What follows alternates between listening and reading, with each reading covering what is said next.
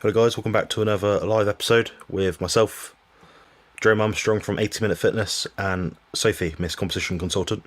We're here today for Carnival Muscle Ramblings episode number 42, the live Q&A segment.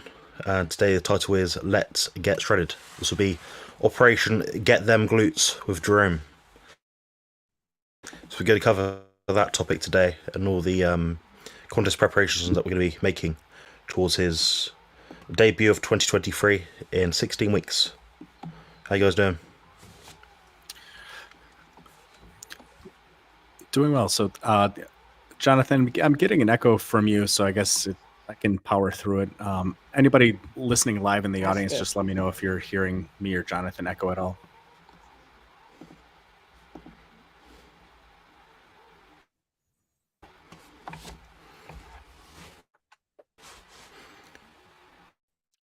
Yeah, let us know, guys. Okay. And it's, as far as I can hear, it's on like a 6 or 7 second delay.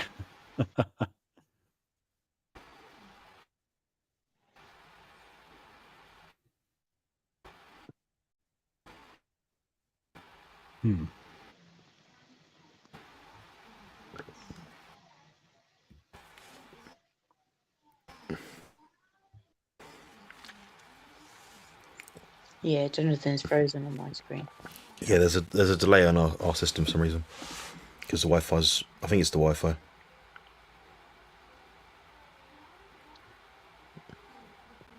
Neither of us are on it, so. I may switch it again. It's probably my fault. You can just blame me.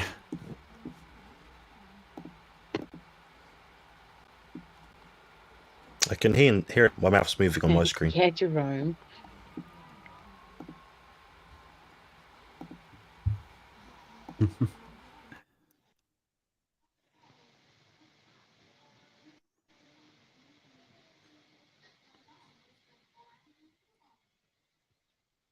All right, let's suppose test.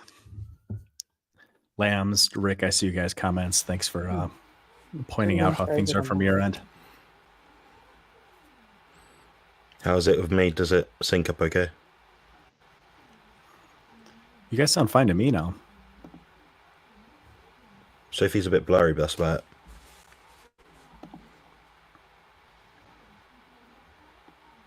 Oh, okay. All right, I think we're okay. Of course, it's because me and you are both on the same Wi-Fi. Sophie, are you using the Wi-Fi?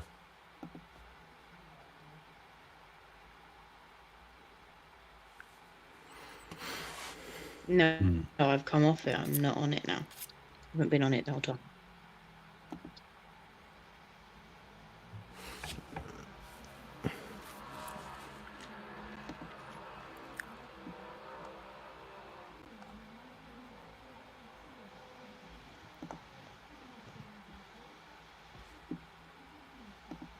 I think so. Sophie, you might have to just come off it because it might just be loading the server too much or something.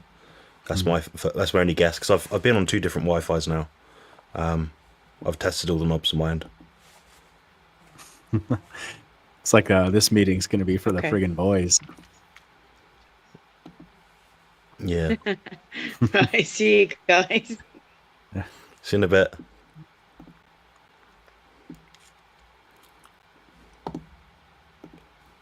Okay. Alright, Jerome, can you hear me okay? I can hear you just fine. Can you hear me? Yeah, how's the sync? Is the sync reasonable? Is it atrocious? You're a little pixelated. I assume you're probably still on Wi-Fi, but your audio is coming through perfectly clear. Oh, that's the main thing. Okay, brilliant. That's fine. Yes, we're going to go through Jerome's intake form. So this is the form that he sent me the other day. It's what I've been using to so I'm going to have to share screen. Hopefully this works. Yep.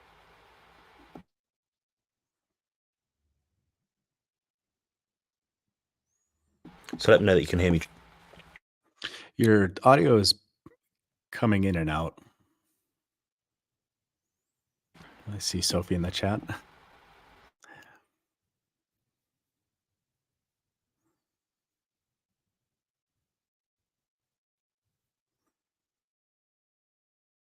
if it's definitely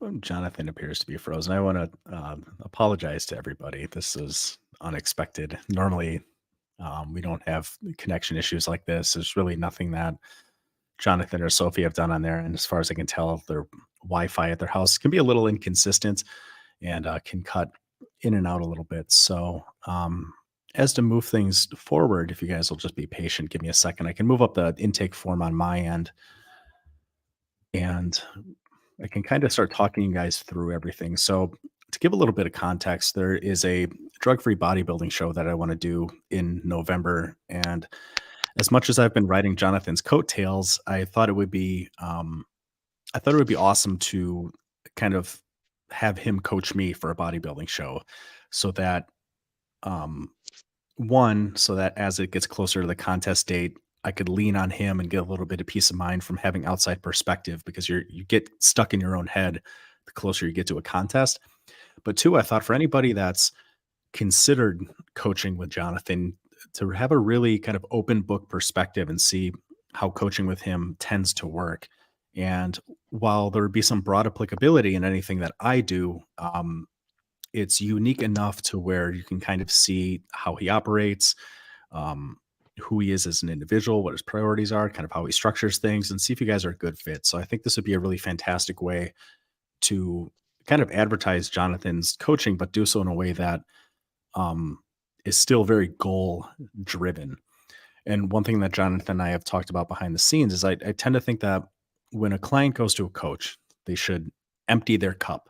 And Jonathan and I agree on almost everything. We do have some minor differences in how we approach diet and how we approach exercise. Um, but I'm very willing with whatever Jonathan wants me to do for this contest. I'm just going to do it. And then if there's any kind of feedback that's necessary, if I feel like I'm overtraining, I'm not getting enough rest, I'm terribly sore, I'm losing strength, some objective and subjective health markers just don't seem right, then I'll give him that feedback. But I really wanted to approach this contest prep as if I was just a random guy that filled out a form, sent it to Jonathan, contacted him, and wanted to hire him to do my contest prep. So, yes, Jonathan and I have a history. Yes, we have a shared mutuality of beliefs and of values, but I really want to approach this as much from like a novice perspective as possible, because I think that'll be most broadly applicable and beneficial, excuse me, to anyone who sees this. So Jonathan is still trying to connect. Hey, buddy. I was just kind of giving a little bit of background on how this whole thing got started. Yeah, Hopefully- sure. That's cool. Yeah, hopefully this works. Sophie's restarted the router as everyone's advised. We are paying an extortionate amount of money for Wi-Fi that we do have. We have the best Wi-Fi we can possibly get in this part of the world. So yeah, I don't know what to do, but I think it was working okay. The phone was no better. The hotspot for my phone was no better. It actually didn't work at all. So brilliant. It's usually how it seems to go, right? Internet service providers will advertise like a 99.99% uptime rate, but it always seems to go down when you need it the most. Yeah, Wi-Fi when you need it the most. Yeah. Exactly. Yes, it's a real pain. Yeah, I mean, I appreciate Jerome coming to me for this kind of thing, because I'm someone that has done it successfully. So probably, I'd like to think I'm probably the best suited for Jerome in that we share the same beliefs. So it's not that he's coming to it from a point of view that he's, mastered it already. So he's coming to someone that already has done it. Same thing with my kind of training. Like with my hip issues, back issues, I don't know it all. I've approached different people. I've spoken to Jerome about it. I've asked him how he'd apply his own methodologies towards my training and utilise some of those things. So I still managed to get some good gains in spite of injuries and stuff. So we all have something to give each other. We all have something to preach and learn from. So I greatly appreciate that. Yeah. Right. So I'm going to try and screen share again, failing that Jerome actually won't be able to do it. But we'll try it anyway. So that should come up. I'm gonna half screen you just so I can see what I'm doing. Okay. Yeah, so what we've got here on, I can't actually see, there we go. Yeah, so we've got here is Jerome's intake form, as you can see. So this is pretty much a standard generic form that I send out to everyone. I do advise everyone that it does take at least half an hour to fill out. If you spend 10 minutes filling it out, it won't be done correctly. I found myself, it took me about an hour. So yeah, it will take a long time. But the thing is, when you're dealing with people online, people that you don't know, people that you can't really get a lot of information out of, you have to give as much information as possible. Therefore, when I'm creating a plan for someone, I give them the best plan that I could possibly give them. So in doing so, Jerome's done a great job here. I can tell he's put his time and effort into it, put a lot of detail into it. And the first thing is obviously his name, which is up here, Jerome, so I know who I'm dealing with. And the first 3 goals, so it doesn't have to be 3 goals, guys, it can just be however many goals you want to put in. I think 3 is a pretty good number. So I basically use the principle of SMART goals to ensure that someone can, specify what the goal is, measure what the goal is, achieve the goal itself. Then they've got a realistic time frame, it's time managed, all that sort of stuff. So SMART goals. So you can see here Jerome's done exactly that. So he's got, the short-term goal of November the 18th, which is to win the I'm guessing that's OCB Mount Rogers Natural Bodybuilding Show. Yep. And he's got the 18th, the November 18th, and attain a level of leanness with that contest where I'll have striated glutes. So that's the goal that we have for Jerome, because it's tough to get striated glutes. But I think once you've got it, you've kind of cemented yourself as someone that has been in shape, I think. I'm talking about contest shape here, guys, not just like in shape. Next is to work with me after contest to maintain 8 to 10% body fat. So that's a very good body fat to be at, I think. It's lean, it looks good in pictures, you're muscular. I think it's a good sort of goal park. Next, of course, is medical notes. So with all this being said, I have to kind of assess, are his goals going to be achievable with his medical notes? So it might be that he's like, oh, I want to get, I don't know, in contest shape, but I've got no legs. I might say, okay, you might be able to do that, but it'll be significantly harder. So this is how it all ties together. So with medical notes, I'll begin to paint a picture of what the person's life is like as it stands. So medications that you're using, injuries, things like that. It comes down further along here, and food intolerances, which is very helpful here. He's actually included his supplements as well. So he's got his taurine supplementation. I'm guessing this is TRT, so testosterone cypionate, using 150 milligrams a week. And he's used his own intuition to realise 200 a week that he's prescribed is a bit too much and raises his blood pressure. So, he's health conscious. That always is a good sign. So it tells me, yeah, he's not just a meathead on TRT, basically. Next here we've got his current workout plan. So this is what he's been doing in the gym. Of course, I already have a bit of a background on Jerome. I know kind of how he trains, the way he goes about his methodology in his actual training sessions. His workout split, I know roughly what he has been doing. So I've tried not to deviate his plan from this point too much, but I've just added some few things in that I think might be useful. Basically works out with high intensity training principles, push pull legs for the most part. This is what he's been doing recently. So he's got I think it's called a consolidated workout, is that right? Yep, consolidated. Yep, consolidated. Yeah. What it's always helpful here, guys, is I think Jerome's actually the second person out of maybe 50 people that has actually included the exercise equipment that they have. So thanks for doing that. So it makes my life a lot easier as I don't have to guess as much. So yeah, it does involve a lot of back and forth, guys. So when you're filling out a form, make sure you actually complete it. So I do request that people put in the equipment that they have. Now, if someone's just saying to me they've got a barbell and a bench and a rack, okay, you're not going to, for example, be doing lat pull downs. You might be doing chin-ups. So you do have to be very specific with the equipment that you do have. So Jerome here has a studio, which is very helpful because it means he can actually train his whole body with good effective movements. So I'm very pleased to see that. He's got his current diet here. So what I emphasize here is don't just put carnivore diet, because that doesn't tell me anything. It just tells me you eat meat for the most part. It could mean anything else. I've seen carnivore diets with apples and, I don't know, Quest bars and all sorts of things. So yeah, be very specific, because it means that you might have a different plan to what you might be expecting. He's been very elaborate here with the percentage of fat that he's got in his ground beef, the weights, which is always useful, and how he's cooked it. That's quite helpful. He's also got his chronometer nutrition value, so 184 protein and 162 fat. Sometimes people include like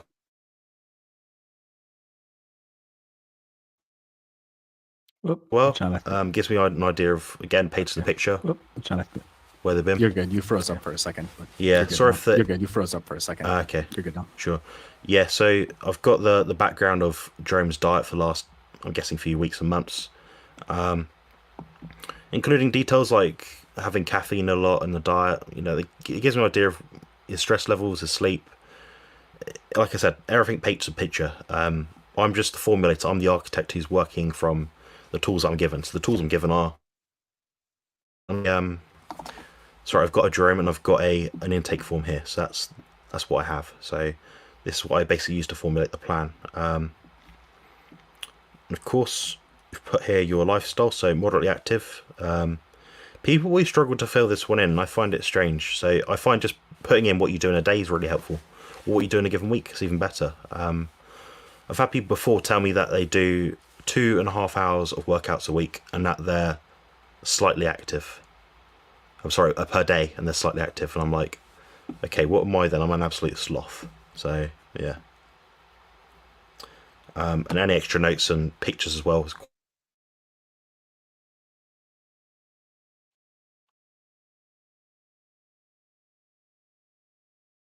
Next thing here. If you can still hear me, Jerome, just let me know. Yep. I'm getting a echo when I talk. So I've got Jerome's. I'm getting it's because you have when I talk for StreamYard, so I'll just listen to you and do hand gestures for now. Just listen to you and do hand gestures for now. Oh, okay. Cool. Yeah, so I've got here a picture of Jerome. So this is his starting point. So this is what we're working with. He's correctly titled it supermuscleman.jpg. So yeah, brilliant. So that's not what I called it.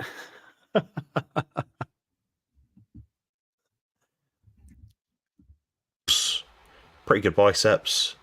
He has some muscle to his chest, which is always good. His lats are popping out slightly at the side, but I think as he starts to lose some body fat, that'll be more evident. I can tell he's got some formation to his abs, you know, where the abs would be.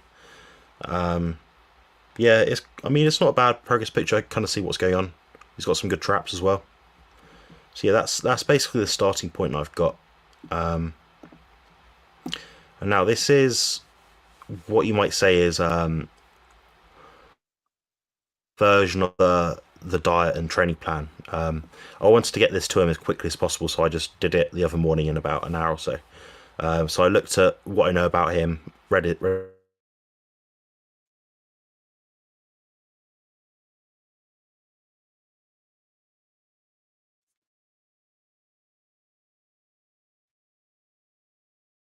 Oh, Jonathan, you may have frozen up again. I've got the protein, carbohydrates, and fat. So this gives me an indication of how much he needs to be eating. Because this is my calculations, my stuff that he doesn't really have to worry about. This is just his default macronutrients if he happens to come off the meal plan that's below. Again, I want to emphasize, when I'm actually writing these plans for most people, they're about 5 pages long, but I've just done this to be succinct and so I can actually elaborate it in this little video here. So now my protein and fat grams weren't too far off what Jerome was already doing. So that's always a good sign. So it gives me an idea that I've put him on the right kind of track so far. He's been getting results so far, so it's not bad. I basically took on board the fact that I know he prefers slightly smaller meals at the moment, so 3 meals per day.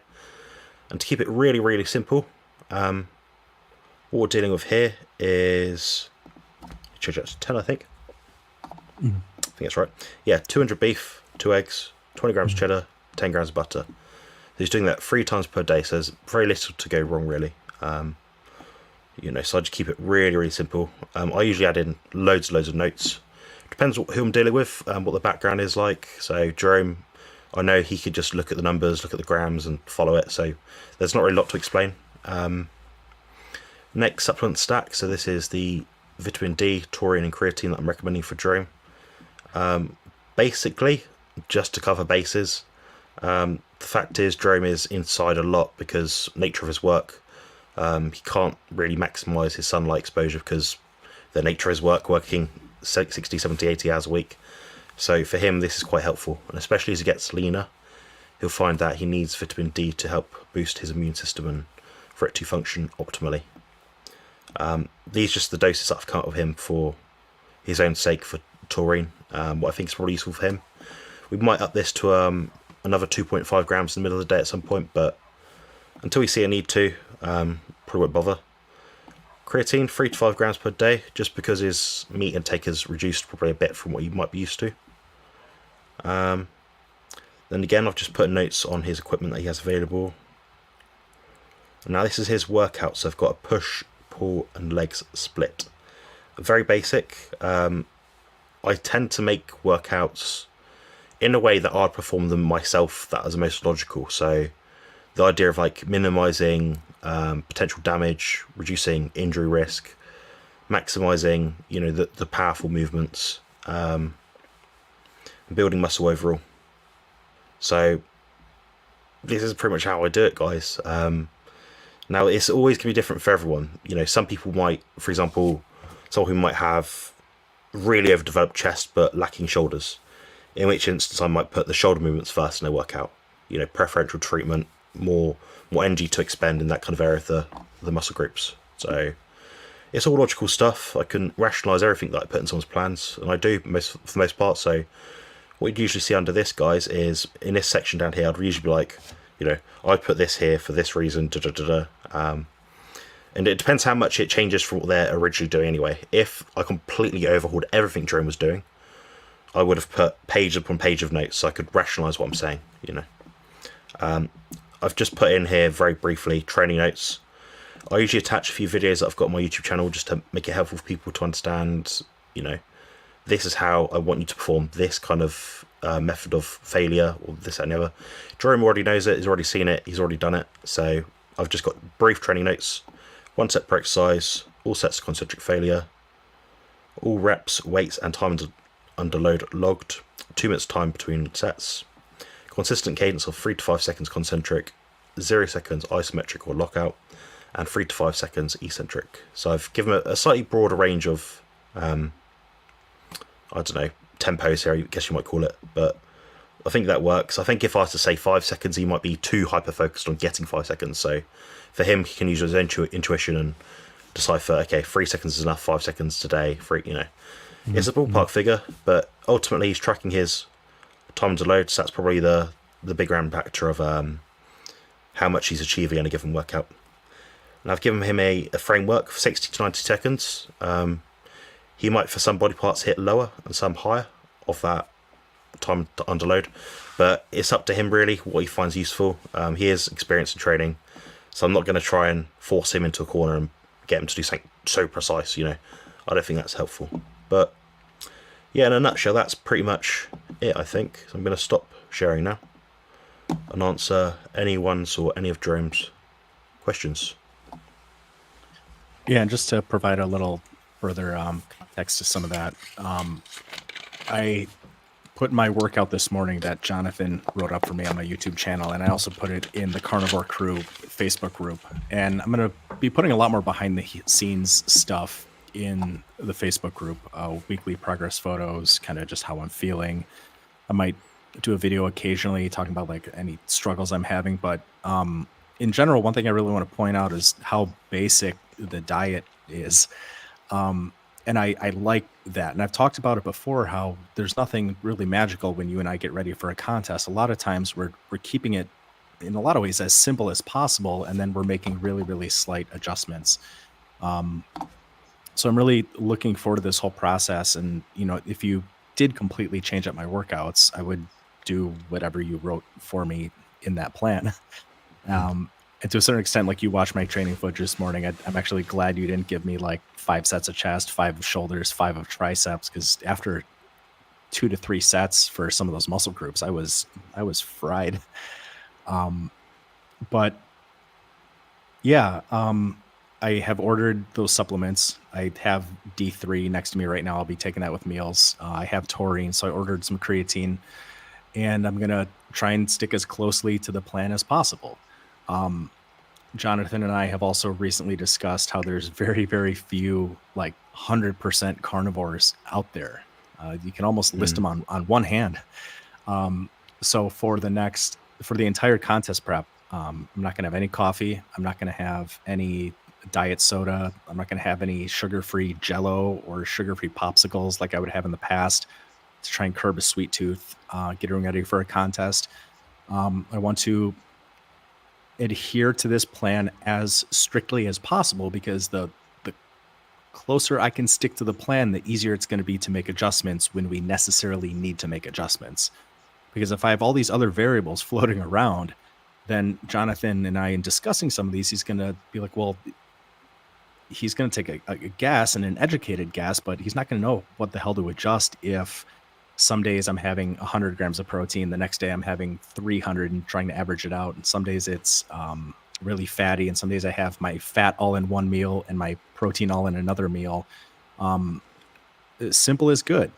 And I'm going to try and keep it as consistent to that 3 meals a day, 200 grams of beef, 2 eggs, 20 grams of cheese, 10 grams of butter per meal. And that's super easy to make. So yeah, simple is good. Simple is very good. Yeah. And I'm really grateful and excited for this project, and to see how far we can really push the limits here. I think everyone will be quite surprised what you can achieve on a carnivore diet. I mean, like you said, getting rid of the variables. I know lots of guys that compete in bodybuilding, and they're like, you look at their meal plans, guys, and they're eating like 15 different ingredients each day. How does that make life easier? You know, you're tired, and you've got all these things in your fridge. You sort of, say you're eating 15 things, you've got, say, 3 sources of fat, I don't know, 5-6 sources of protein, and 5-6 sources of carbs, or something like that. Okay, well, I really like peanut butter, but I've only got it in one meal. Oh, I've got to deal with avocado oil the next 2 meals. Well, that's depressing, isn't it? That makes life hard. You know, whereas I know Jerome, he can eat beef, he can eat eggs, he can eat cheese, and he enjoys those foods. So they're in every meal. So he's got something to look forward to every time he sits down to eat. And I think what we can do is, as time goes on, we might be able to change the meal frequency as well. So you might get to a point where he's like, yeah, I'm having the meal and I'm absolutely ravenous afterwards, so I might increase the meal size. You might just reduce the fat intake of that meal. Might reduce the butter, so you actually got more meat per meal. Or we might just reduce the frequency, so you might want 2 big meals a day. And it might just so happen that it works out great for his schedule, so he can eat before and after work or something, or whenever suits him. So that's the sort of thing that we discussed. The main thing is just to get the food in. That's on the list. Do nothing more or nothing less. That's literally it. Yeah. And to provide a little extra context too, I quit caffeine maybe, like I said in my intake form. I don't know if you guys saw it. I've been abusing it really, really hard. I have my job here at the studio that I probably work about 50 hours a week. And then to supplement my income, I picked up an overnight job. And that overnight job is 40 hours a week. So 4 days a week, I'm here at my studio 8 to 5, sometimes 8 to 7. And then I'll go into work, 9 at night until 8 in the morning. So my sleep is all jacked up. And these are things that Jonathan and I are going to have to address at some point and kind of creatively work around. But what's interesting about my weight is, before working with Jonathan, the diet that I had listed, I'd lost over 20 pounds leading up to working with Jonathan. But then since quitting caffeine, I felt fine initially. And then just starting, I suppose, Saturday, I had a terrible migraine. I basically slept all day Saturday. Sunday, I still had a pretty good migraine a good part of the day and slept most of the day Sunday. And even overnight last night going into today, I had a pretty gnarly headache a good part of the day. But despite not changing my food and despite keeping my fluid intake pretty much the same, I gained 10 pounds. I went from 245 to 255 over the course of about a week after dropping caffeine. And I've had fluctuations in my weight before, but never to that extent. And to me, it's just a sign of probably how hard I was abusing caffeine. And I'm glad to have that behind me now. My head feels a lot better. My energy is a lot more clear and focused, despite me being on very little sleep at the moment. But I bring that up because I know a lot of people are heavily invested in the scale, and like you can be doing everything right sometimes, and hormones and stress and not sleeping and a litany of other things can cause that scale number to fluctuate wildly in either direction. But you got to stick to the plan, and that's yet another reason why I'm so happy to have Jonathan, because I know I'm going to annoy him over the course of the next 16 weeks of just insecurities and doubts. And that's the real value of having a coach, not just for a bodybuilding competition, but somebody to track your diet and your workouts, and somebody who's been at the level that you want to achieve or significantly higher than that. They know all the questions that you're going to have before you even have them, and they know the answers to those questions. So to me, being able to lean on Jonathan's expertise and his experience is so valuable, especially as you get lean the last month and you're trying to take your body to a place where it doesn't want to go and your head is not in a good place. Having a calm, rational, correct voice that's an outside perspective is so helpful. Yeah, I agree. And I think, like you said, at the point of, chasing the scale weight, in contrast to that, I'm someone that has to chase the scale weight because, we have an idea of what's lean enough. And if you think you're lean enough, you're probably not. I think when you've got striated glutes, then you say to yourself, oh, I'll drop off another 5 pounds, then I'm there. And you're about right, basically. So, yeah, I for my competitions, I've always chased to get as light as possible. I've always been the biggest guy on stage in all shows apart from my last show. So every time I've been the biggest guy on stage. So that tells me, okay, the size isn't the problem. So the last few shows I've been shredded, so that's played its part. So yeah, in that sort of instance, when you have enough muscle mass, you can afford to just sacrifice whatever to get a stage lean. You never know who's going to show up each day, so I can't promise Jerome that he'll win the show, but I can't promise him that he will fail. It's all down to Jerome at the end of the day. He's just got to execute the plan. So I don't really doubt Jerome until, really, to be honest. I don't think he'll fail. I think he'll reach the goals that he's got set for himself, with the exception of who shows up on show day. I don't know about that one. Yeah, it could be anyone. Right. And even then, like, one advantage of this being a natural show is, yeah, there are guys that take gear and compete in natural shows, but in general, there's not a lot of guys over the 200-pound mark in drug-free shows. Most guys are right around like 170, 175. So I'll probably be stepping on stage a good 20 pounds heavier than most people on the day of that contest. So I kind of have a similar mindset that, if I nail conditioning, and if I really nail conditioning, I'm going to be pretty scary looking that day. They nearly in all circumstances, guys, they look like swimmers, and they're skinny people with their ribs showing in natural competitions. That's the honest truth. So if Jerome's got any more muscle than those guys and he's in shape, he should win. So honest client question here, Jonathan. So every contest I've always done in the past, I've always done a water loading and then a dehydration protocol the last few days. And I know you're not a fan of that. So should I have any kind of conscious efforts in the amount of water that I'm drinking? Should I drink water with meals, split it up? Do you have any preference at all? And I know this is like really meticulous, but this is where our minds go. You know what I mean? Yeah. During a contest prep, we kind of want to know every granular detail. Yeah, it's a fair question. I think for now, until you get more body fat off, I'd just be drinking water to first and salting food to taste. I'd imagine as you get very lean, your thirst starts to pick up. Mm-hmm. Now, what you might end up doing is start creeping the water closer to meals, just so it digests a bit slower. Now, it's not optimal for health. What's ideal for health is digesting your food with the absence of water in your gut, so you get the best assimilation possible. But when you're starving, hungry, guys, where you can't sleep at night, you'll find a way to almost dilute the stomach acid a little bit so it digests a bit slower. So what we're proposing here isn't like the health conscious way to do it. But the thing is, Jerome wants to get in shape, so this is what we have to do. Now, about water loading, anything like that, salt loading, probably not. I wouldn't really see a need to. I think if you're in contest shape, you won't need to do those sort of things. I think in some cases, too much water can also drown out the electrolytes, which mean you're then losing the pump, if that makes sense. You can start to feel yourself deflate. I mean, if the volume of your blood is too high, because you're drinking a lot of water, it can start to creep up and up and up very slightly, but that'll have a profound effect on your body, the way it actually looks. You'll notice in the gym, I'm drinking loads of water, but I can't get a pump. Okay, you need to salt your food more. Are you drinking water in excess? Yes, then everything else is going to trickle downstream to the point where you're going to be more and more hungry because you're force feeding yourself water. Your gut's expanding on a more frequent basis. The mechanoreceptors in your gut are, activating.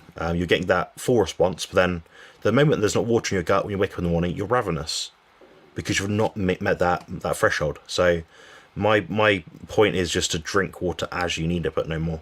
Sure. That's pretty much it. Okay. I habitually have my meals and probably about 20 ounces of water. And then I usually don't drink a lot between meals. So I'll just kind of keep that up for now. Yeah. I wouldn't be. Yeah. Like I said, I know I'm going to be, I know I'm going to be blowing up your phone, and these are things I will discuss in future videos too. But,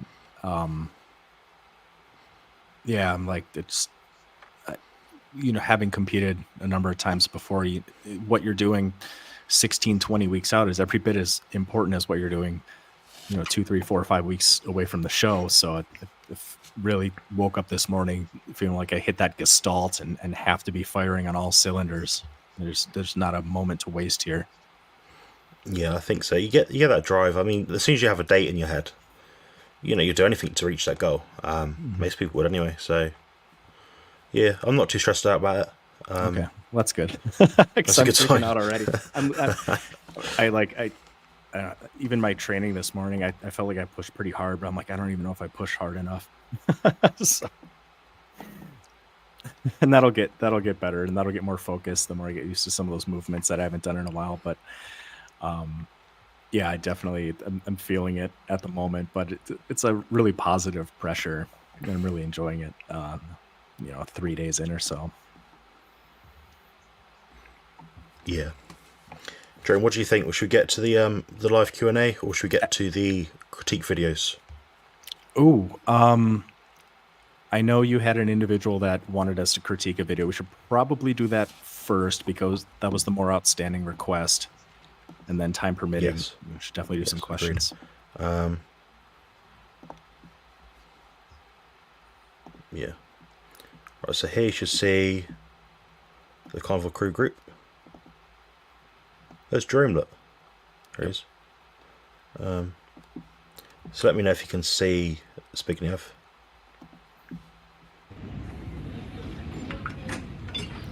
So this is a video. Sorry guys, this is a video clip from Zbigniew. He's doing a rope cable curl. So this is something that I've got him to do to see what happens. I think, looking at his physique, he needs a bit more development in the forearms, so I've added this in recently just as a bit of a change.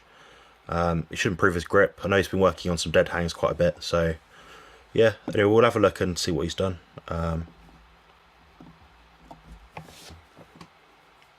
So you notice there, guys, he's got his stance right at the very beginning, so he's not just grabbing it then walking up to it whilst lifting it. He's got his stance right at the very start.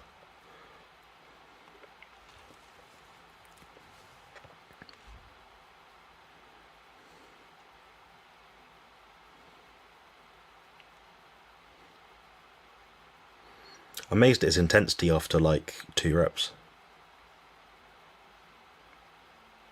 Those slow negatives burn.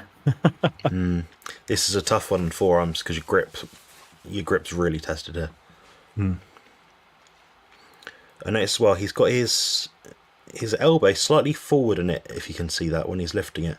So when the rope lowers, there's still tension on the forearm and bicep muscle. I was thinking the same thing. Sorry, usually the elbow travels back, doesn't it? And it looks like he's leaning back just a touch too to somewhat counteract the direction of the resistance from the cable, but that would keep tension on the biceps initially. And this is an interesting movement because I saw you put the same exercise in my pull day, but I never considered that it's kind of like a hammer curl, but probably gets a little bit better involvement in the brachioradialis in the forearm. Just as as the rope handles articulate a little bit, you get a little bit of a lateral wrist flexion. Yeah, very slightly. I prefer it slightly to the dumbbells. I think if you've got the apparatus to do something with a cable versus a dumbbell, it's going to be better and probably safer. I'm smiling, just watching him struggle right now.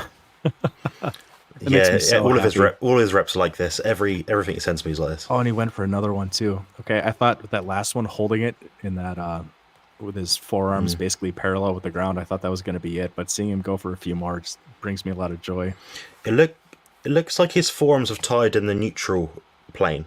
So he's tried to twist it now to sort of activate more of the inner head of the bicep, just to. Yep. He's got a bit more left in the tank, so that's probably why he's doing that. Is that something you've instructed on him, or is that? It seems like That's intuitive. I was to say that's a great intuition. You know, if you're in a neutral grip and it's failing, and you start supinating the wrists a bit, that's awesome. Yeah, it's intuition. I mean, I've done that a few times in the past. Yeah, you can tell when someone's doing that kind of movement and they're trying to find ways to make it more difficult. You know, it's good stuff. I was quite happy with that. I thought the only thing I said to him really is just maybe do a static hold rather than partials, but it's not a deal breaker at all. There's nothing wrong with it really. I could see, but what did you think? Yeah, I think it's more advantageous to do a static hold in that regard. Usually, if someone can no longer complete full repetitions, I'll make a note under the time under load that's the time increment that they hit before they were no longer able to complete a full repetition. And then anything beyond that, whether it's a static hold, forced rep, or partials, then I make another notation kind of annotating the total time under load. So ideally you want both to go up, but it's important to track that first number where you can no longer complete a full repetition on your own, because that's going to be the better objective marker of progress, you know, the next time he does that movement. But all in all, that was a really solid set. It looked brutal. The time under load wasn't too terribly long. It wasn't overly short either. Was controlling the weight. Elbow wasn't traveling, you know, anteriorly too much. It was pretty locked in. Everything looked pretty good as far as I could see. It looked like he was still breathing the entire time. So, yeah, I mean, the only way he'd really get more intensity out of that was if he added like cheat reps or something, or he just, you know, used his body weight in inertia. But you know, what's that going to do if he's already training to, you know, concentric muscular failure anyway or further? Right. What is cheat reps going to do? You know, probably just burn him out. Like he could have used a little body English, completed the repetition, then just done a strict negative. But at that point, God, what does one of my clients say? This is something like butterfly hunting with a bazooka. Past a certain point, those set extenders, past a certain point, you're probably become more detrimental than positive. Yeah, there's time and a place for it. I think the thing is as well, guys, this is his new workout plan that I formulated for him, so he's not going to be changing everything all at once and going ham, basically. He's just doing what's outlined like his original program was. Just some change in exercises, basically. That was all. Right, we'll try and get some questions now. The first one from Carl. So, did an intensive workout last Wednesday, ran 12k on Thursday, had blood test Saturday, showed my creatinine levels at 1037, guess that's micrograms per litre, maybe, over 4 times higher than last test. Do you think it's from my workout and run? Yes. Yeah. Mine's been before my last competition, when we were at 3,002. Chronically overtraining, just to get in shape. Now, Jonathan, correct me if I'm wrong, but I think creatinine is a metabolite, a byproduct of creatine metabolism in the cell that the kidneys eliminates. It ends up in the bloodstream. Correct. And Yeah. Chronically elevated creatinine or creatine kinase levels, I think, can potentially serve as a warning sign for rhabdo. But rhabdomyolysis and resistance training is still pretty rare. It does happen, but I wouldn't be too concerned. Larry Wills. Yeah, and there's a number of guys that have done it and end up in the hospital. But whenever people say you can't overtrain, I'm always like, yeah, you can. Yeah, I think they say for training and blood tests, give it like 3 days. But the thing is, if you're always overtraining, you're always going to be slightly elevated in that kind of regard. So, in my opinion, it's not the be all and end all. But if you're having if you have a test, say 2 weeks after this point, Kyle, if you could afford an extra test, do that. And you'll find, it might have gone down a bit. But then if you carry on doing 12K runs and intense workouts, nothing will change. So, like Jerome said, if it's chronic and it's not indicated from an intense workout, then it's probably something bad. And if your kidney markers still look fine, then I wouldn't be concerned. That's correct. Yeah, you can find like I don't know, maybe like your ALT or something might be elevated, like the one enzyme. But then everything else will be fine. If your EGFR is a good above 60, I think it is, that suggests it's good. But then one marker doesn't mean it's all hell. Like LDL. LDL, that's the one. Yeah. Also noticed a lot of muscle soreness, which the test results would indicate it's time for a rest or deload week. Yeah, I mean, a 12K run's quite a lot.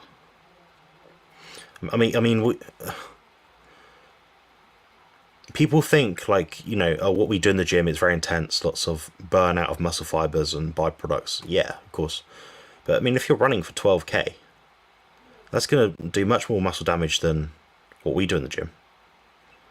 Because you're running, you're putting 8 to 10 times your body weight through your legs, alternating repeatedly for 12K. That's going to do a lot of muscle damage. The same way if you put if you did a leg press with 10 times your body weight on each leg and did a back and forth for like 12K. Yeah. So yeah, I think some sort of rest, some sort of deload would be useful. It might be just take some time off the leg training for a bit if that's the issue. But I'll be looking at muscle soreness. If your chest is fine, your shoulders are fine, your back's fine, but it's just your knees are a bit sore, maybe your feet hurt, maybe, I don't know, maybe your quads are quite burnt out, then yeah, you might just take a rest from that. So you might just either put your sessions back a day or two, or even 3, or you might just have a lower volume workout, I think. So there's loads of ways to do it. There's loads of ways to skin a cat. Jerome will probably say the same thing. Yeah, I'm just reminded of Roger Bannister, the first guy to run a 4-minute mile or to break that minute barrier. He took a whole week off before he ran, and he was pace conditioning up until that point. Took a whole week off, and then he was finally able to break that 4-minute miles. Don't if you're doing that much activity and that's not a frequent thing to where you would just normally program some recovery into your normal workout routine, then yeah, it certainly wouldn't hurt to take 3, 4, 5 days off and maybe keep it to relatively light activity, going for walks, yoga, swimming, just being lightly active. But I wouldn't push anything pretty hard, a day or two after doing an activity like that. Yeah. Well said. Good question from Ben. Thank you, Ben. Also, thank you everyone for joining us tonight on the Q&A. Appreciate this is now the second video I've put up tonight, but you guys all wanted that Mike Israel critique, so I've put them up in rapid succession. So what are your favourite finishes when using high intensity training? Would you use different one depending on what exercise it is? compound and accessories, etc.? That's a good question. We could probably have different opinions and different examples. Jeremy, you go first. I'll see Sure. if I contrast. To me, it depends on if I have a training partner and what equipment we're using. If I have a training partner, I like forced reps and I like negatives as finishers. If it's just me and I'm using a selectorized weight stack equipment, I like drop sets. If I'm using something with a lot of plates that I don't feel like I can quickly strip some of those weights off, then I like rest pause. So to me, it's a little bit more situational and based on a couple of variables. But in general, I don't like to have, I don't like to have, 5-10 seconds between repetitions unless that kind of becomes a necessity. I'd like to keep the tension on the muscle all the way to the bitter end as as close as I can the entire time.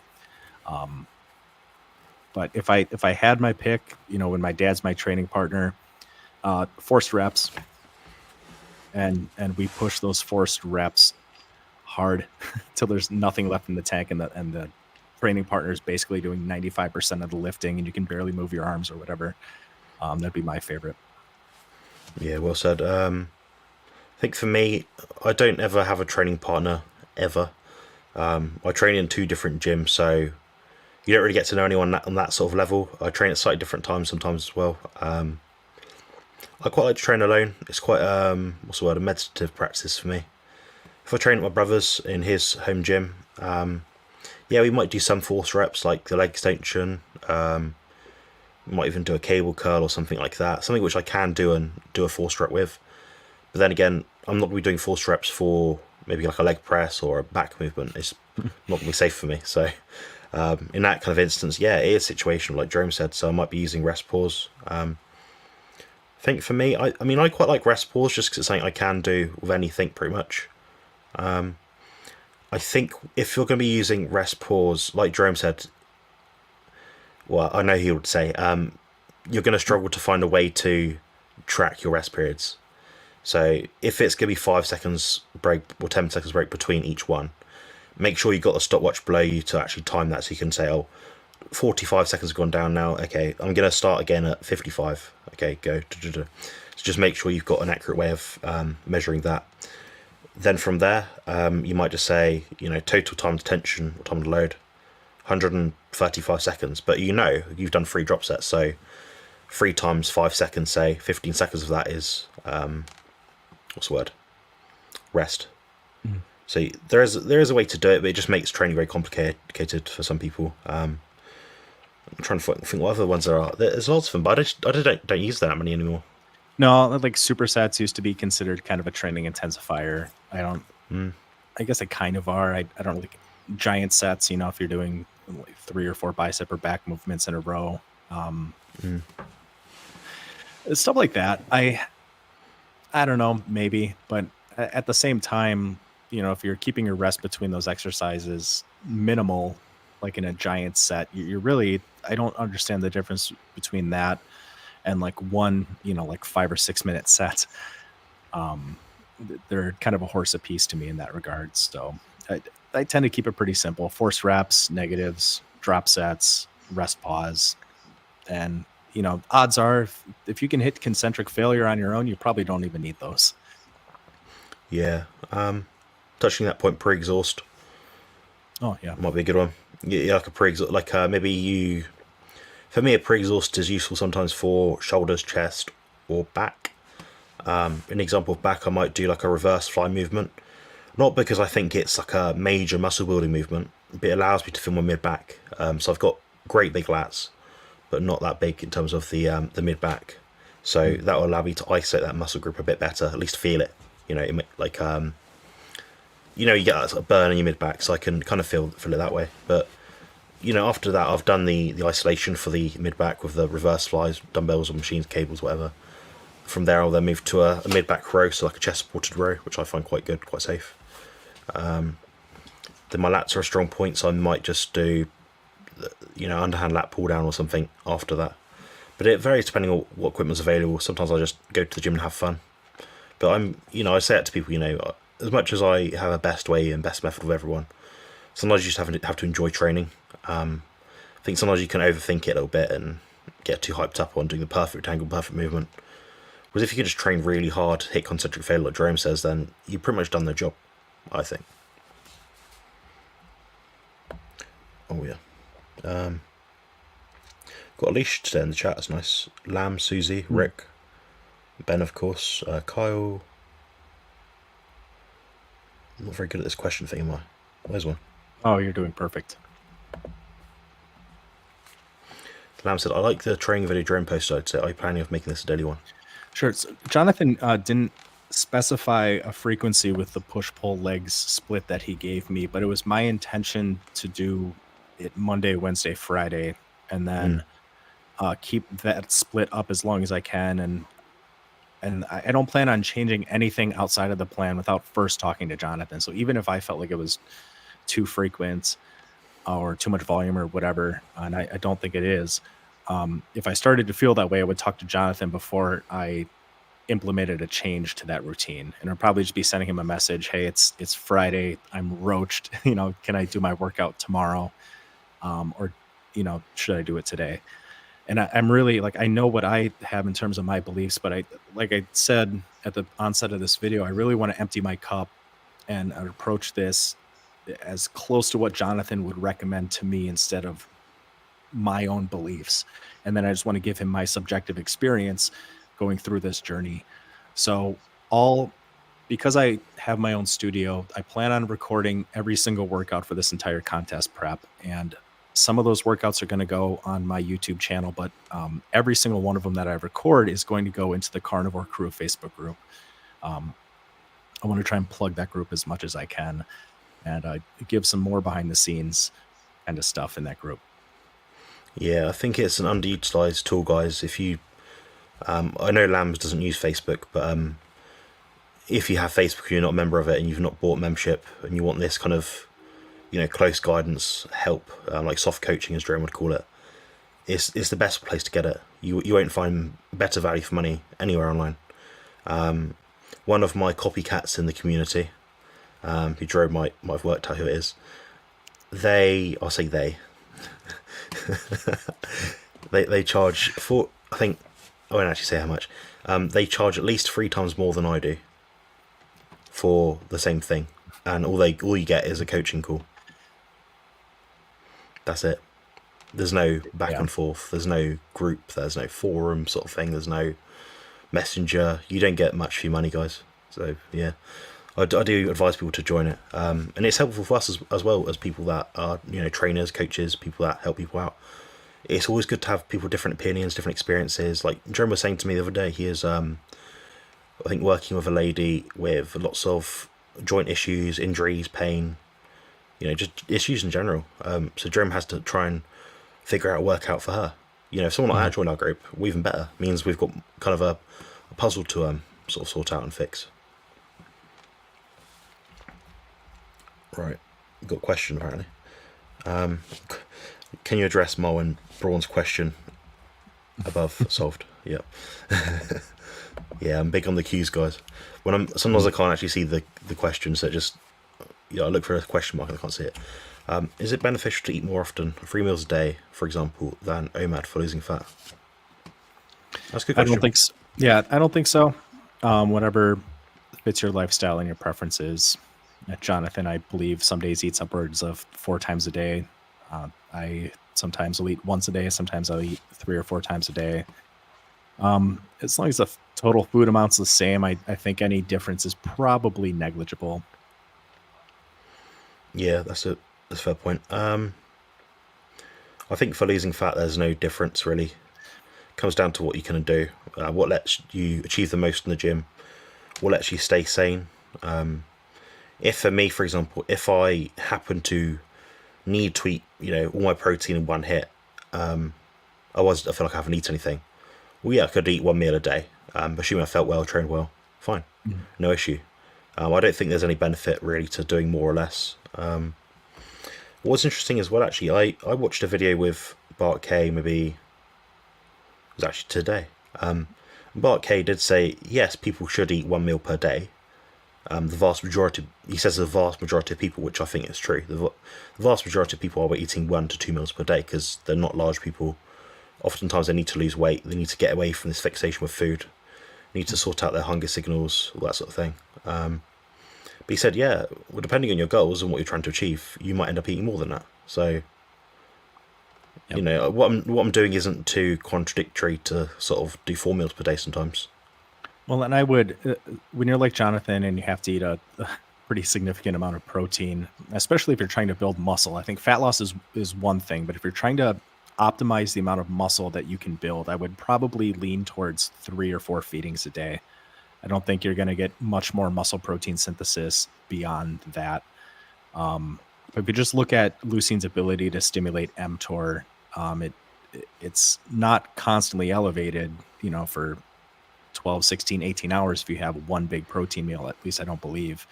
From what I've seen, it appears it's slightly advantageous if you have a couple smaller meals with a decent bolus of protein in each meal. Yeah. I looked at the research recently on leucine to activate muscle protein synthesis per meal. Mm-hmm. And I believe this can be Googled, guys, so don't sort of quote me on this and say I've misquoted it, but I believe it's 0.55 grams per kilo of body weight. Whatever that is. For me, I think it works out like 5 grams per meal of leucine. I looked at my chronometer, it turns out I'm eating 20 grams of leucine a day. So I'm doing all right. Yeah. Menno Henselman had a good article years ago where to get approximately 5 grams of leucine, you need right around like 24, 25-ish grams of complete animal protein, right around, maybe a little bit more. And that tends to get you most of the stimulus. And you can get a little bit more like muscle protein synthesis by having 40 or 50 grams, but it's like a logarithmic curve where you get most of that benefit with right around 25 grams of protein, right around 5-ish grams of leucine, 4 to 5 grams, and then a slight benefit beyond that. So like when this contest is over and I want to maintain a certain degree of leanness, because I've always been really bad with like rebounding after a contest. So I do want to extend this coaching with Jonathan beyond when the contest is over. I'll be looking at doing a period where I want to build some muscle, and those kind of meals I'll be, it's a slightly different diet and feeding program compared to losing body fat. But we'll get there when we get there. Yeah, I think for a lot of people, they don't realize how long it will take, Like, Jerome, you've been training now for what, like 20 years? Yeah, about 1 million years, yeah. 1 million years. 50 decades. Training pretty consistently for 20 years now, yeah. Yeah, so I'm 15 years in my training career. And yeah, I would say, I gained most of my muscle mass probably first 5-6 years maybe. And all that's really happened since then is I've become more dialed in with my training, nutrition, recovery. And that's what's allowed me to get to that point where I'm, quite a muscular sort of guy to like a very muscular guy. Mm-hmm.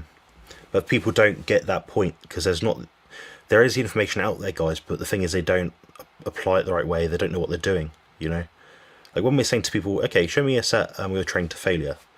The average person will do 20-second set of a chest press, then struggle in the last rep, and I'm like, it's not really a set to failure, is it? You've just tired yourself out, made loads of huff and puff sounds, and not done the work, Yeah, Right. I have nothing to add to that. Well said. Yeah. If you've got a last question, guys, put it in the chat. We'll do one more question if it comes up.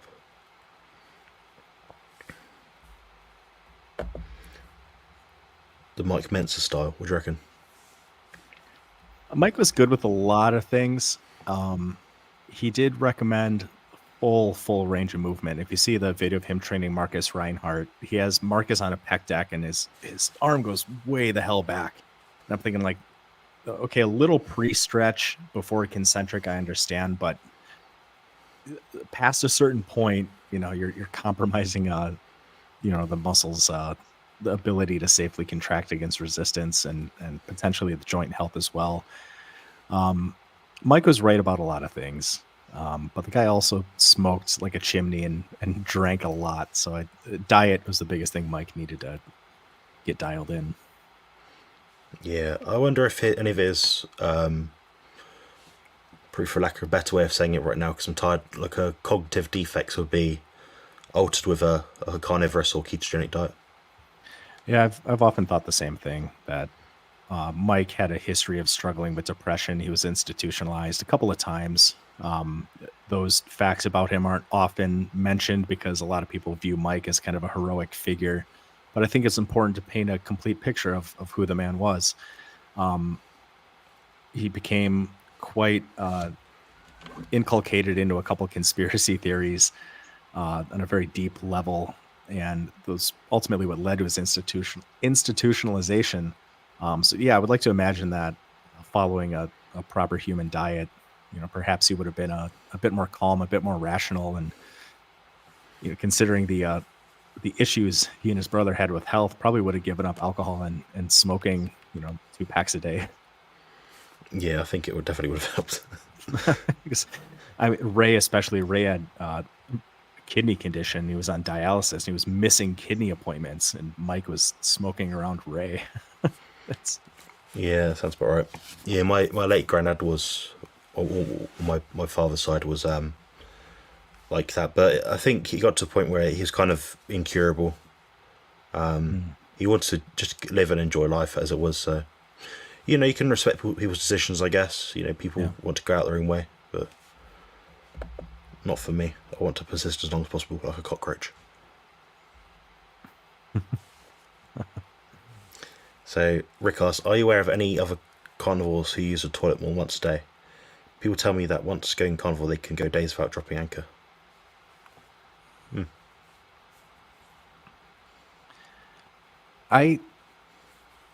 It's funny how many people want to talk poop on carnivore. I generally go once a day, but then I have some days where it's like if I have 3 meals that day, I'll go 3 times the next day. I don't put much stock into it.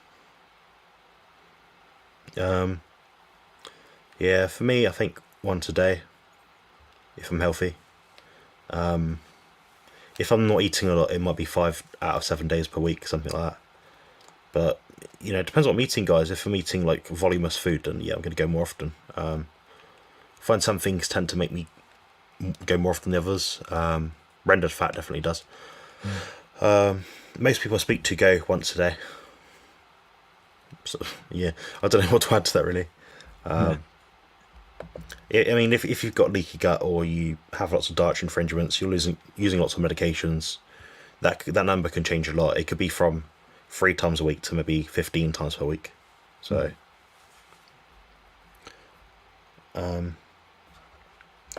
what do you think towards this bit, this statement?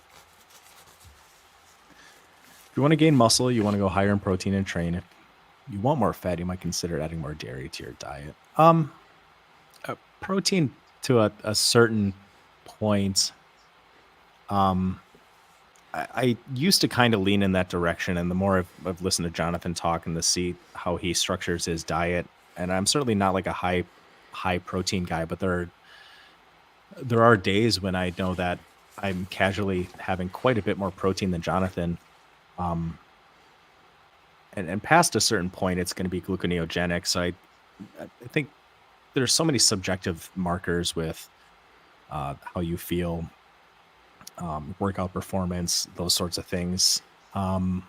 Jonathan is much better about dialing those things in than I am. So I, for the most part, I don't even know if I analyze it that much. If someone's getting a decent amount of protein, if you're a guy, if you're getting at least 150 grams a day, you're probably getting all the protein you need, and maybe you can fine tune it. And maybe some people need a little bit more depending on activity and genetics and how much they can utilize.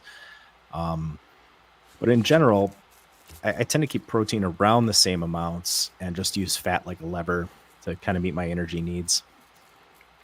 Yeah, I think that's accurate for pretty much everyone. I think your protein intake tends to match your output in terms of the gym and your lean body mass. I've used fat to the level to the point that I can't actually eat any more fat without digestive distress. So I've actually had to increase protein and carbs through dairy, elevate insulin. So what I'm talking about here, guys, is maximizing muscle. So what can someone like me do that's beyond natural limit of muscle building, whatever level, to achieve more muscle? My hunger signals are pretty much bang on. They don't want me to get my body doesn't want me to get heavy, basically, or muscular. So I've had to elevate insulin through protein, through carbs, through dairy. When you elevate insulin, that sends a signal to your gut for gastroparesis to increase gastric motility. So by doing that, you have a faster digestive rate. So for me, that's helpful. I mean, I don't want to be stuffed all the time, and part of the reason why I'm so satiated from the food is I'm always stuffed. So if I can increase carbs a bit, that does seem to have a positive effect in that specific way. Now, like I said, it's specific to me. It's not like a prescription. So unless someone is bigger than me, they should not be doing that. They should just be doing like a protein fat diet. Have dairy if you want it as well, but you shouldn't be elevating insulin through carbohydrates. That's a risk factor, I guess, but that's a risk I'm trying to take at the moment to build more gains. And I just want to plug a video that you did recently, and note that when you're getting some carbs in, it's usually coming from dairy. So Jonathan did I think only lasted 3 days by introducing a moderate amount of fruits into his otherwise carnivorous diet, and it did not bode well. I got messages from Jonathan on like the day 1.5, day 2 mark. He had wanted to do it for a week, and it was just not being kind to his body. So if you haven't watched that video, go check that out. And I think it airs actually Thursday this week. Oh, yeah. Okay. Well, be sure to set your notifications to watch that video. It's a good one, guys. It's about 18 minutes long. Okay. I hope I didn't go spoil through it. the ins and outs. I go through the ins and outs, and I think it's probably the most useful video I could do for my subscribers, because it's the question I get asked a lot. Carbs, muscle, fruit, honey. Now I don't have to answer that question anymore. Here's the video. This is what I think of it. I doubt anyone would have much different experience. So yeah.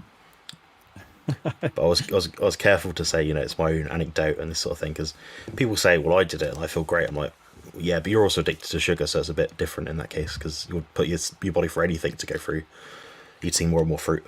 So Sorry, I spoiled that one a bit. No, I made a point of it. The video actually the other day, I think, with Nicole, the Mike Israel critique video. Yeah, so I've done 3 of those. So the second one aired today, and it's been a hit apparently. Excellent. Well, maybe Mike will reach out and have a consultation, reasoned, productive discussion with you. I'd hope he does. To be honest, I don't think there's anything he could say that would throw me off, because I mean, I just listened to what he said. I think he used the wrong words a few times. Maybe he's a bit tired. I think he's kind of like painted half the picture, and it's like, when you speak to someone, it's like, yeah, you're kind of right, you're on the right track, but you're also missing this. It's they just look at it for a fine lens. That's what I think he was doing. But yeah, I gave a pretty fair critique of it. Yeah, the next video, guys, airs tomorrow, which is the last of 3 segments. So that's about 40 minutes as well, funny enough. So yeah, so it's just me and Nicole critiquing this 40-minute video for 2 hours straight. So I had to cut it up. But yeah, it's a good one. Alright, that's about it for us, I think. Yeah, excellent. So Operation Let's Get Shredded. It's commenced. Yeah, Operation. On my workout chart, I have it. It says Operation Striated Glutes. And then I appreciate you changing the name of that picture that I sent you, because I had it titled very differently. Yeah, I thought I'd make you laugh. I mentioned to Sophie what it is titled at. I'll better change it. There we go. Yeah. Do either of you have a post-workout routine such as stretching, flexibility, or hot cold therapy, sauna, etc.? I tend to sit down for a bit, maybe do a little bit of light stretching for my hips and back and glutes if I can. Hamstrings and quads a little bit.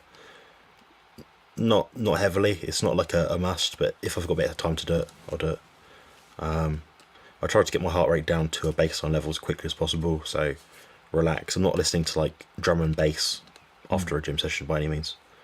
What else do I do? I don't do any hot or cold therapy. Depending on where I'm at, I sometimes do red light therapy, so it's quite bizarre. So I'll close the curtains and I have my red light in the room next to me. I find it calms me down very well. You know, when you're done the gym, guys, you don't want to be stressed out, because it means when you're next to eat your next meal, you're just going to be not digesting it as well. So I think for me, getting my meals in, I have to find a way to rest and digest as quickly as possible. That seems to works for me. About you, Jerome, do you do anything, or do you just chill? If I can, I like to take a nap, just 20 or 30 minutes. If I were to exercise on an off day, especially a big day like legs, I'd probably sleep for like 2 to 3 hours after my workout. Otherwise, usually I sit in silence for probably at least 10 or 15 minutes and just try and get my head screwed back on straight. Maybe it's just me. Maybe Jonathan, you have this experience after a really hard workout. I don't feel like I'm mentally all there. I don't. The nearest thing I can compare it to is like if you feel like you're buzzed because you had too many drinks, and not that I feel high in any sense, but I just don't feel like I'm all there mentally, and I don't want to drive. I don't want to go back to my work computer. I don't want to do anything until I feel like I'm mentally all there again. So I just boringly sit there and just kind of reflect on my workout and try and calm my mind as much as I can. It's almost meditative after a workout for 10, 15 minutes, and then kind of ease back into the rest of my day. Yeah, recently they've increased the amount of lighting in the gym in Woking, where Sophie is at. So for me, it's a real pain in the backside. It means when I'm in the gym now, it's a bit that much more brighter than usual. I did actually notice it was felt a bit sweaty than usual. Yeah. For me, blue light is quite a big stress, so I don't really want to be in too much of it if I can be. So that's why, the curtains might close. I'll lie under the covers. I have like the red light on my face or something. I'll find a way to calm down. So I find that really effective. So if you're particularly light sensitive, that's a very useful thing to do.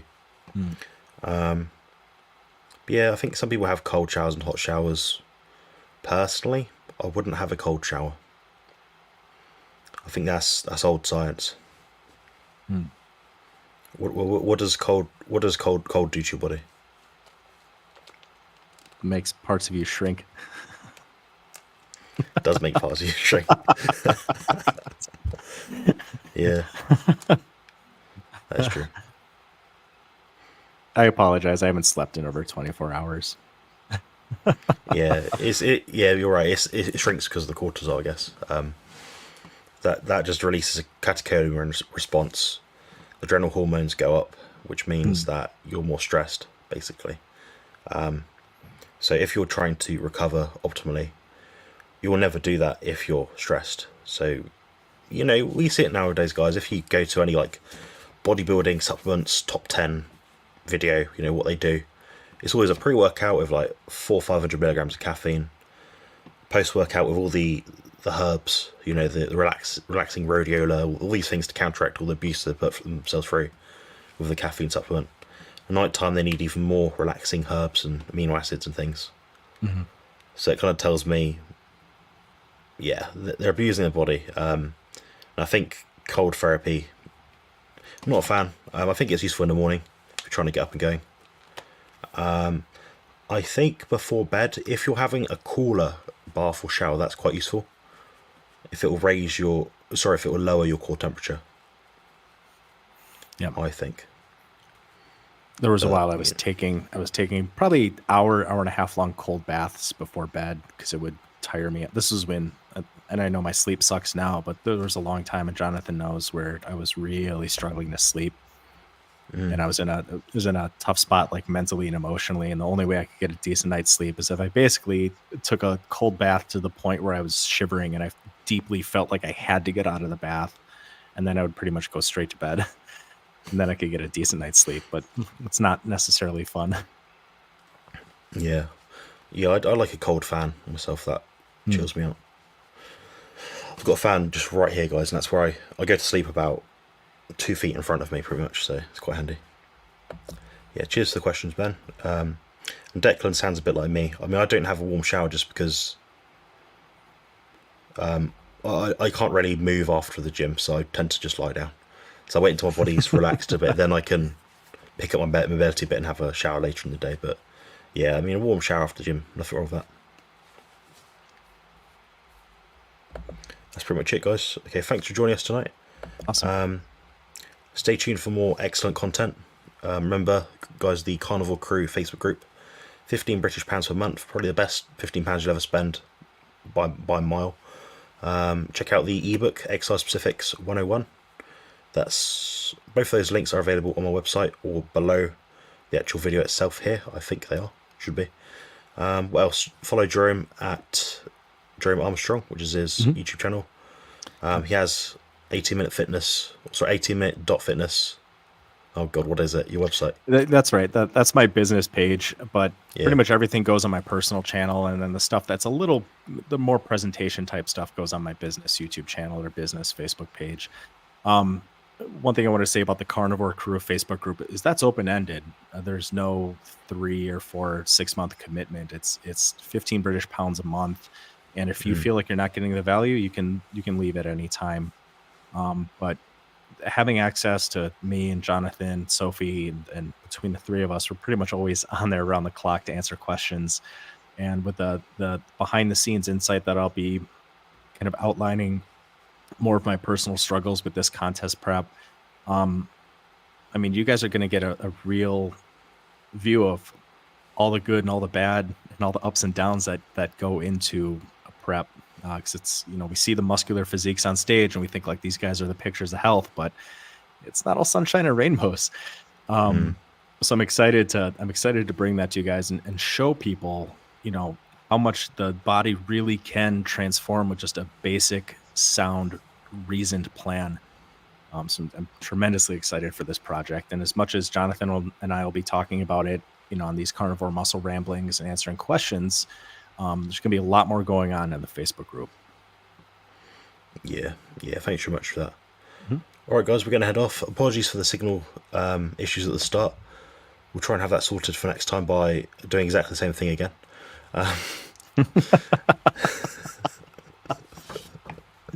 So I had to say it. But yeah, take care, guys.